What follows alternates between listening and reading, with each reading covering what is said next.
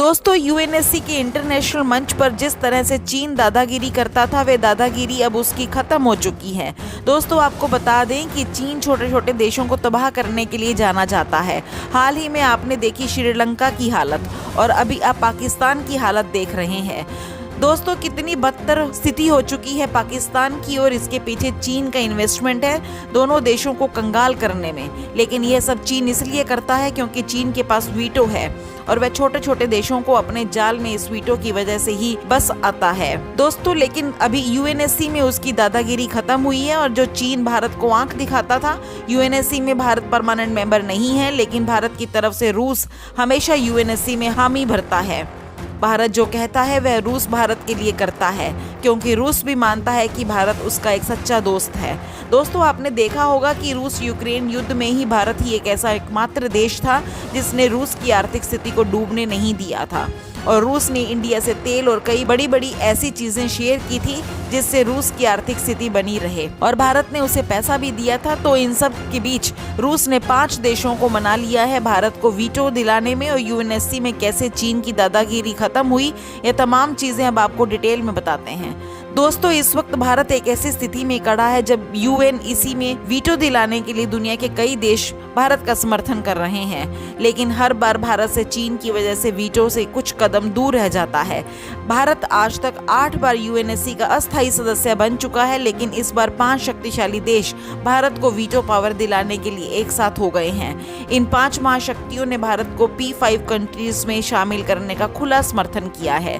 PM Modi के सफल प्रयासों का परिणाम अब भारत को मिलने वाला है जब भारत के पास भी वीटो पावर होगी। दोस्तों, ब्रिटेन की बात करें तो यूएनएससी में भारत को वीटो दिलाने के लिए ब्रिटेन पूरी तरह से समर्थन करता है और जब से ऋषि सुनक ने ब्रिटेन की कमान संभाली है तब से उन्होंने कई ऐसे फैसले लिए हैं जो कि भारत के विकास को लेकर काफी महत्वपूर्ण है। इसके साथ ही अगर फ्रांस की बात करें तो उसने भी शुरुआत से भारत का ही समर्थन किया है।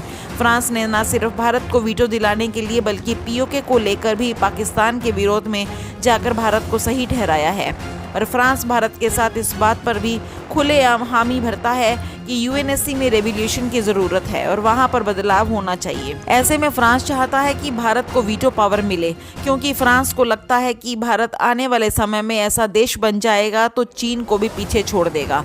भारत का जिगरी दोस्त रूस भी भारत के साथ खड़ा हुआ है और उसमें भारत का साथ तब दिया था जब दुनिया की महान शक्तियां भारत के विरोध में थीं, पर अभी भी रूस भारत को सैन्य हथियार मुहैया करवा रहा है और भारत और रूस की दोस्ती काफी पुरानी है और आज तक भी ये दोनों देश हर मुश्किल वक्त में दूसरे के साथ खड़े रहते हैं।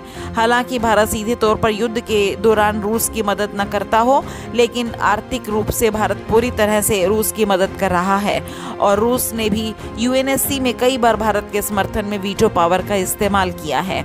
और दुनिया के सबसे शक्तिशाली देश अमेरिका की बात करें तो भारत उस पर भरोसा तो नहीं कर सकता, क्योंकि जिस तरह से भारत उभर रहा है ऐसे में अमेरिका को डर है कि बहुत जल्द भारत उसकी जगह ना ले ले।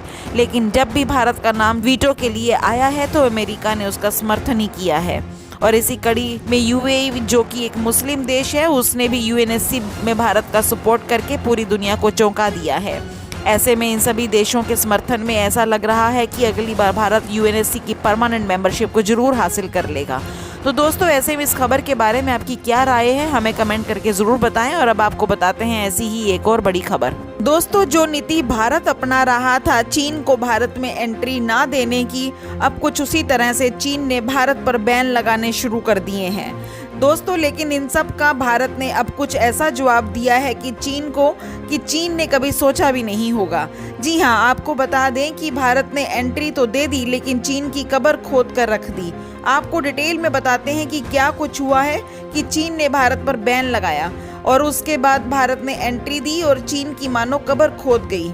आइए डिटेल में जानते हैं। दोस्तों, चीन जानता है कि भारत एक कृषि प्रधान देश है और यहाँ पर खेती होती है और खेती के लिए फर्टिलाइजर की जरूरत पड़ती है और भारत चाइना से बहुत सारा फर्टिलाइजर मंगाता था। ना सिर्फ चाइना, हाल ही के दिनों में भारत ने रूस से भी फर्टिलाइजर मंगाना शुरू किया था, लेकिन रूस में अचानक फर्टिलाइजर के ऊपर टैक्स बढ़ा दिया और ऐसा रूस ने इसलिए किया क्योंकि अमेरिका बड़ी मात्रा में फर्टिलाइजर खरीद रहा था। ऐसे में रूस चाहता था कि उसे ज़्यादा पैसे मिले और पैसे मिलने का स्रोत है फर्टिलाइजर पर टैक्स बढ़ाना, लेकिन इस चक्कर में भारत भी पिस गया। और ऐसे में मौके का फ़ायदा उठाते हुए यहाँ चाइना ने इन कंपनियों पर बैन लगा दिया कि वे भारत को फर्टिलाइज़र ना दें। और ना सिर्फ फर्टिलाइज़र पर बल्कि फर्टिलाइज़र में इस्तेमाल होने वाला जो कि कंपोनेंट होता है अमोनियम फास्फेट, उसको भी देने से मना कर दिया।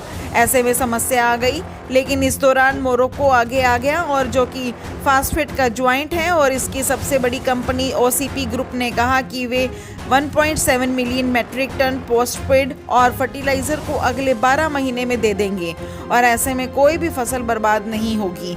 ऐसे में मोरक्को के आगे आने से चीन यहाँ भी बुरे तरीके से फेल हो गया। इसके साथ ही दोस्तों चाइना की 14 कंपनियां भारत में आना चाहती थी। ऐसे में पहले तो इन्होंने कहा था कि वे चाइना से माल सप्लाई करेंगे, लेकिन ऐसा करने के लिए भारत ने बिल्कुल मना कर दिया। भारत ने साफ साफ कहा कि ये सब अब नहीं चलेगा और अगर तुम्हें माल सप्लाई करना है तो इसके लिए तुम्हें भारत आना पड़ेगा और भारत की शर्तों के अनुसार काम करना पड़ेगा। ऐसे में चाइनीज़ कंपनी भारत आने के लिए मान गए और ऐसा भारत के इतिहास में पहली बार हुआ है जब चाइना की कंपनियां भारत आने के लिए मान गई।